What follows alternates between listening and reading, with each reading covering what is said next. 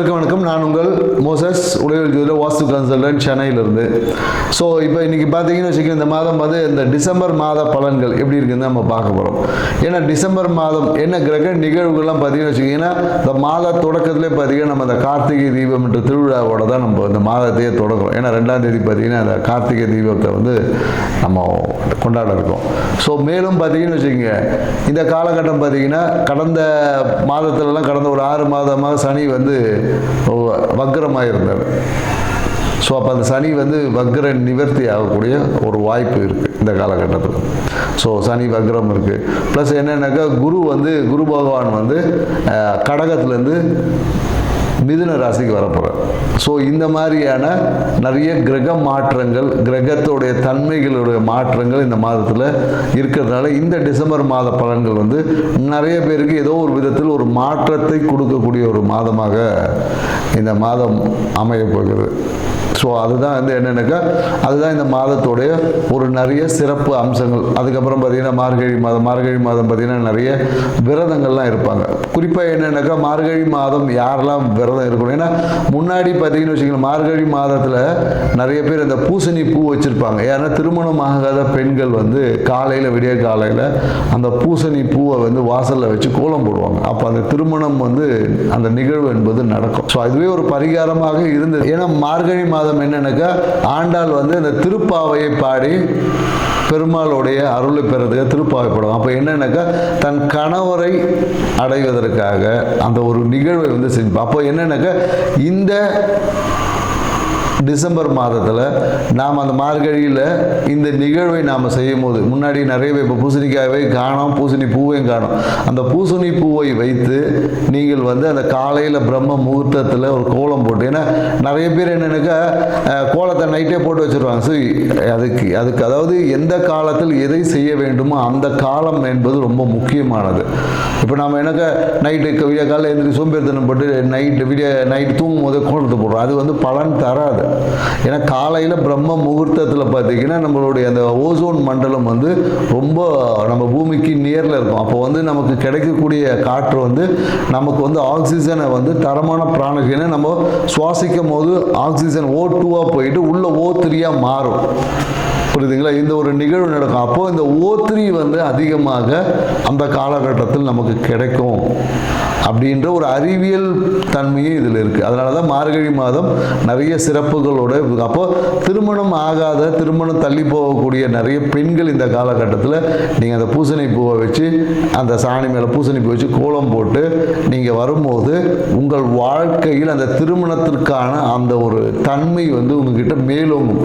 அப்போது நீங்கள் எதிர்பார்த்த அந்த ஒரு வரன், கணவன், வாழ்க்கை துணை என்பது சிறப்பான ஒரு வாழ்க்கை துணை அமையும் என்பதில் இதுக்குள்ள ஒரு ஆன்மீகம் இருக்கு, அறிவியல் சார்ந்த தன்மைகளும் இருக்கு என்ற நுட்பத்தை புரிந்து, ஏன்னா எந்தெந்த காலகட்டத்தில் ஒரு விஷயத்தை செய்ய சொல்லியிருக்கோம் அந்த காலகட்டத்தில் நாம் செய்வது தான் சிறப்பான தன்மை. ஏன்னா இன்னைக்கு நாம அட்வான்ஸ் வேர்ல்டு இருக்கும். ஏன்னா இப்போ இருக்கிறதே வந்து பார்த்திங்கன்னா ஒரு என்ன சொல்கிறது, ஒரு கார்ப்பரேட் வேர்ல்டு, ஒரு சிஸ்டமேட்டிக் வேர்ல்டு. எல்லாமே நம்ம வந்து இயற்கையை விட்டு செயற்கையான தன்மைக்குள்ளே தான் ஆய்வுகள் நிறைய போயிட்டுருக்கு. அப்போ இயற்கை தன்மையில் இருக்கக்கூடிய ரகசியங்களை உணர்ந்தால் மட்டும்தான் நம்மளால் அந்த இறைத்தன்மையோட ஆன்மீகத்தில் சிறப்பாக பயணிக்க முடியும் என்ற தகவலோட இந்த டிசம்பர் மாதம் கிரக நகர்வுக்கு ஏற்ற மாதிரி, கிரக தன்மைக்கு ஏற்ற மாதிரி ஒவ்வொருத்தருக்கு எப்படி பலன் இருக்குன்ற டீட்டெயிலாக பார்க்கலாம். வாங்க வீடியோ கொடுக்கலாம். மீன ராசி அன்பர்களுக்கு இந்த டிசம்பர் மாத பலன் எப்படி இருக்க போது தான் பார்க்குறேன். ஏன்னா இந்த டிசம்பர் மாதத்தில் பார்த்தீங்கன்னா ராசியில் பார்த்தீங்கன்னா சனி பகவான் இருந்து நிறைய விஷயங்களில் ஒரே தொட்டதெல்லாம் செலவு. எங்கேயாவது வெளியே போகலான்னு பார்த்தா ஒரு சோம்பேறித்தனம் இருக்கும். ஏதாவது ஒரு விஷயங்களை செய்யலான்னு அப்புறம் செய்யலான்னு கடைசி வரையும் எந்த ஒரு விஷயத்தையும் செஞ்சுருக்க மாட்டீங்க. நாளைக்கு செய்யலாம், இன்றைக்கி செய்யலான்ற மாதிரியான பிரச்சனைகள் இருந்திருக்கு. அதே போல் என்னென்னாக்கா தேவையற்ற குருவோட ஒரு சண்டைலாம் வந்திருக்கும். புரியுதுங்களா? குருவோட செயல்பாடுகள் பிடிக்காதனால ஒரு குரு சிஷ்யர் உறவில் இருக்கவங்களுக்கு நிறைய சண்டை, பிரிவினைலாம் ஏற்பட்டு. ஸோ இந்த விஷயங்கள்லாம் மாறி மீண்டும் ஒரு சுமூக போருக்கு ஏற்படுவதற்கான ஒரு காலகட்டமாக இருக்குது. அதே போல் மனசில் பார்த்திங்கன்னா நிறைய பழைய விஷயங்கள் போட்டு உருட்டி நிறைய பேருக்கு ஞாபகம் வருது. இனம் புரியாத ஒரு பயம், அழுத்தத்தோடு இருந்த மீனராசிக்காரங்கள் இந்த காலங்களில் மன தெளிவாயிடும். ஓகே, தொழில் சிந்தனை சிறப்பாக இருக்கும். ஸோ நாம் என்ன பண்ண போகிறோம், இப்படி தான் பண்ண போகிறோம்ன்ற ஒரு சிறப்பான சிந்தனை செயலாற்றக்கூடிய ஆற்றல் இருக்கும். இந்த காலத்தில் என்னென்னாக்கா அபரிவிதமாக சொல்லுவாங்க 7.5 சனி அப்படின்வாங்க. 7.5 சனி 8.5 சனி எல்லாம் இப்போ ஒன்றும் பெருசாக வேலை செய்யாது. ஏன்னா மீன ராசிக்கு 7.5 சனி வேலையே செய்யாது, நற்பலனை கொடுக்கும். அதாவது வேலை செய்யாதுன்னா வேலை செய்யும், நல்ல விஷயத்தை கொடுக்கும், நிறைய முதலீடுகளை ஏற்படுத்தும், வெளிநாடு போகக்கூடிய வாய்ப்புகளை ஏற்படுத்தும், தொழிலில் லாபத்தை அதிகமாகும், 2ஆம் திருமணத்தை செஞ்சு வைக்கும். அதாவது ஒரு முதல் திருமணம் தவறியவங்களுக்கு 2ஆம் திருமணம் என்னடா இது, அப்போ சும்மா இருக்கிறவங்க 2ஆம் திருமணம் நடக்குமாலாம் நீங்கள் யோசிக்கலாம். அப்படி இல்லை, 2ஆம் திருமணத்துக்காக காத்து இருக்கிறவங்களுக்கு 2ஆம் திருமண வாய்ப்பு இருக்கும். முதல் திருமணம் நடந்திருக்கிறவங்களுக்கு மகிழ்ச்சியான சூழல் ஏற்படும். கணவன் மனைவியெல்லாம் ஒரு டூர் போவாங்க, வெளிநாடு டூர் கூட போகிறதுக்கு வாய்ப்பு இருக்குது. இந்த காலகட்டத்தில் விரும்பிய இடங்களுக்கு பயணிக்கக்கூடிய, மனைவியை கூட்டுட்டு எங்கே மனைவிக்கு பிடிச்ச விஷயங்கள் இல்லை கணவனுக்கு பிடிச்ச அந்த விரும்பிய இடங்களுக்கு பயணங்கள் செய்வதற்கான வாய்ப்புகள் எல்லாமே இந்த காலகட்டம் மீனராசிக்கு போது அபரிவிதமான நன்மைகள் அப்படி சொல்லக்கூடிய விஷயங்கள் இருக்குது. இஷ்டம் போல் தொட்டதெல்லாம் ஜெயிப்போண்டா அப்படின்ற மாதிரி எடுத்த காரியங்கள் எல்லாமே ஜெயிக்கிறன்னும் போது அப்புறம் வாழ்க்கையை வெற்றியை நோக்கி பயணமாக தானே இருக்குது. அதே போல் எனக்கு நிறைய பேருக்கு இந்த தொழில் சார்ந்த சிந்தனை, வருமானம் சார்ந்த சிந்தனை, இது எல்லாமே மேலும் கடந்த காலத்தில் எனக்கு பணம் வரவு என்ன பண்ணால் காசு வரும்னே தெரியாமல் முழிச்சிட்டு இருந்திருப்பேன். இப்போல்லாம் என்னக்கா இதை பண்ணால் காசு வரப்போகுது, நான் பண்ண போகிறேன் அப்படின்ற ஒரு எண்ணம். ஏன்னா குருவோடைய ஆசீர்வாதம் உங்களுக்கு கிடைக்கும். குரு உங்களை பார்க்கல, குரு பார்வை இல்லைன்னு சொல்லுவோம். ஆனால்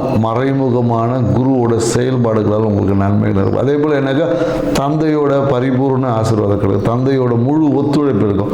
இந்த காலகட்டத்தில் நீங்கள் எடுத்த முயற்சிகள் எல்லாமே தந்தையோட ஆசீர்வாதம். அதே போல் எனக்கு நிறைய பேர் அந்த காவல் தெய்வங்கள் இஷ்ட தெய்வமாக கும்பிட்டுருப்பாங்க, அவங்களுக்கு எல்லாமே நன்மையை கொடுக்க முடியும்.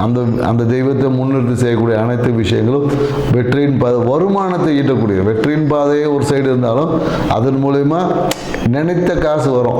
எனக்கு 100 ரூபா வரணும்னா 100 ரூபா வரும். அந்த மாதிரியான நிகழ்வை நோக்கி உங்களை நகர்த்தக்கூடிய ஒரு காலகட்டம் தான் இந்த காலகட்டம் இருக்கு. ஆனால் எனக்கு இவ்வளவும் இருந்தாலும் இந்த காலகட்டத்தில் எனக்கு துடை பகுதியில் எங்கேயாவது ஏதாவது ஒரு அடிபடுறது இந்த மாதிரியான விஷயங்கள் இருக்கும். ஏன்னா நல்லது நடக்கும்போது நம்ம பெருமையை பீத்திப்போம் இல்லையா, பெருமை பீத்திக்கிறன்ற பேர் உங்கள் வாய் தான் இப்போ உங்களுக்கு பிரச்சனை. வார்த்தையில் ரொம்ப கவனம் இருக்கும், பேசக்கூடிய வார்த்தையில் ரொம்ப கோபமாக பேசுவாங்க, கோபமாக அடுத்தவனை குறை சொல்லி திட்டுறது இந்த காலத்தில் அதுவே உறவை பிரச்சனையாக்கும். வருமானத்தில் அதிகமாக பேசுனீங்கன்னாவே இந்த காலத்தில் காசு வராது. அதனால் எனக்கு பேச்சை குறைக்கணும். மீனராசிக்காரன் இந்த காலத்தில் பேச்சை குறைச்சிக்கணும். அதுவும் என்னென்னாக்கா தேவையற்ற குடும்பத்தை பற்றி, உங்களுடைய வருமானத்தை பற்றி எனக்கு இப்படி இருக்கு அப்படி இருக்குன்னு ஏதாவது சொன்னீங்கன்னாவே காசு வராது. ஸோ அதனால் இந்த காலத்தில் பேச்சை பற்றி, வருமானத்தை பற்றி பேசுகிறே குறைச்சிக்கணும்.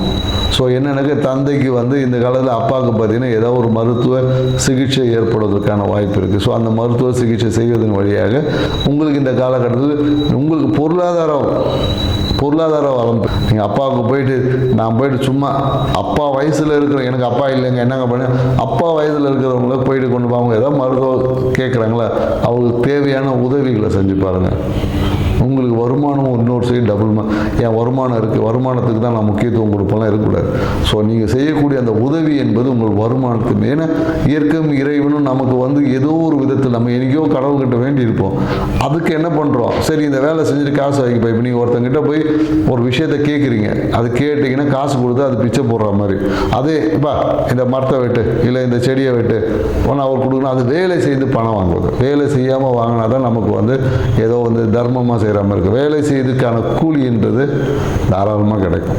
ஸோ அதனால் என்னக்கா இந்த காலகட்டத்தில் நீங்கள் செய்யக்கூடிய வேலை வேலையினால் வருமானம் இருக்குது, வேலையில் எதிர்பார்த்த விஷயங்கள் இருக்குது, வேலை ரீதியாக நீங்கள் எடுத்த முயற்சிகள் எல்லாமே வெற்றியிட, வேலையில் லாபம் இருக்கும், திடீர்னு அதிர்ஷ்டமாக இருக்கும். திடீர்னு ஒரு இடத்துல 10,000 ரூபா கிடைக்கும்னு செஞ்ச வேலையில் பார்த்தீங்கன்னா 1 லட்ச ரூபா கூட கிடைக்கும். ஏன்னா இன்னொரு வேலை கொடுப்பாங்க, நீங்கள் செய்த வேலை ரொம்ப சூப்பராக இருக்குன்னு சொல்லிட்டு அந்த இடத்துல இந்த வேலையும் சேர்த்து செய்ப்பேன், நான் 1 லட்ச ரூபா கொடுக்குறேன்னு சொல்லி அப்படி தான் வருமானம் இருக்கும். வேலை செய்யும் போது 10,000க்கு 1 லட்ச ரூபா யாரும் கொடுக்க மாட்டாங்க.